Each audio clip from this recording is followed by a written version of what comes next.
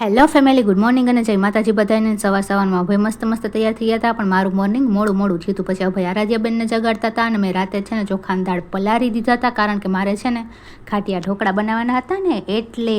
અને જોઈ લો, સવાર પડતા આપણે બેટર રેડી કરવા માંડ્યા અને જોઈ લો મસ્ત બેટર તો રેડી થઈ ગયું હતું. હવે આથો આવે ને એની રાહ જોવાની હતી. સાંજ પડતા મસ્ત આથો પણ આવે. બેટરમાં આપણે નાખી દીધું હતું આદુ મરચીની પેસ્ટ, મીઠું, હળદર, પછી ધાણા ભાજી અને ખાવાનો સોડા નાખીને આપણા ખાટિયા ઢોકળા ફૂલીને દડા જેવા થાય. ઓ ભાઈ.